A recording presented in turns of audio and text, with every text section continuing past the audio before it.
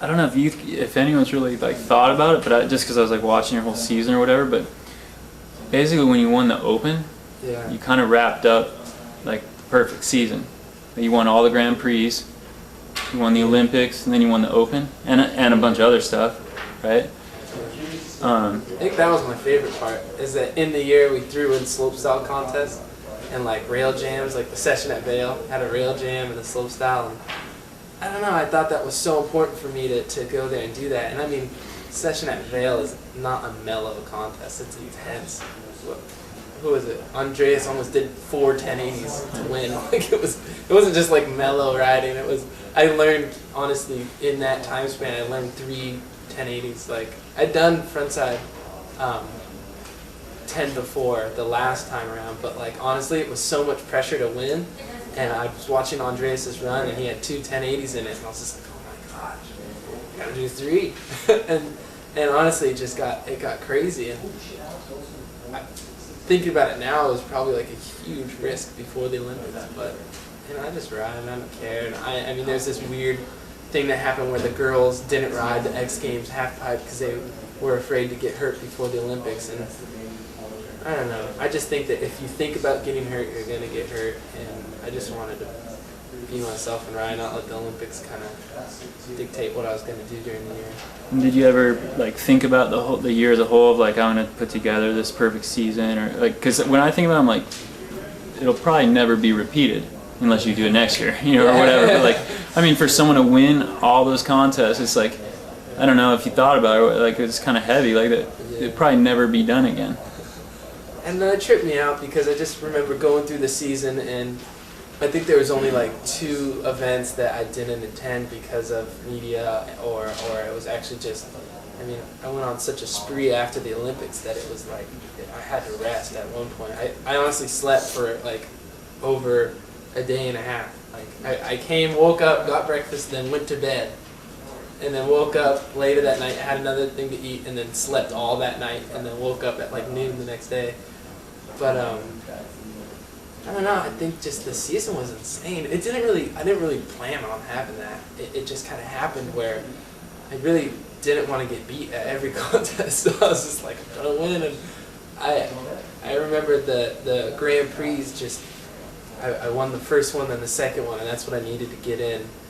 And then I won the next one after that, just as like there's no way I can ever get kicked out, just to make sure, for sure. Then after that, it was like, win them all. And then, I don't know, it just developed into this perfect season. And then I think definitely after the Olympics that was kind of the test for me, because the previous Olympians, like Ross, like they kind of did Olympics, and then after that it wasn't the best riding for them. And it was really big for me to win the US Open, because honestly I've never even made it to the finals at the US Open. Never. Isn't that weird? Like you would think, like, oh yeah, US Open final, you know. But I always got like bumped out somehow, or hurt my knee, or I even remember a time where I did my run and I look at the board and top 10 go to finals, right? And my name, White, is at top 10, almost 10th. And I'm waiting at the top for like 2 hours, and the practice starts, I go up to the gate and they're all, White, you're 11th. Oh, there's a mistake on the board. And I'm just like, kidding me? Like, I really figured that the contest was cursed for me, and I mean, to go win another 2 golds at that was pretty insane for me. And just one last thing, after like this whole experience of this year, Olympics, I mean, even last Olympics, like I remember at Breck when you like just missed it, right? And like yeah, you know, 4 years ago or whatever, like I was there when, you know, it was crazy. Yeah.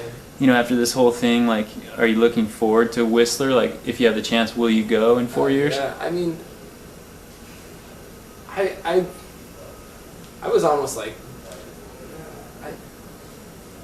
before the Olympics, I didn't know what was up. I didn't know. I just knew what I saw on television. I was like, it's a pretty big deal. It's pretty insane. I don't know. And then upon qualifying, I really just wanted to make it this time because I didn't make it last time.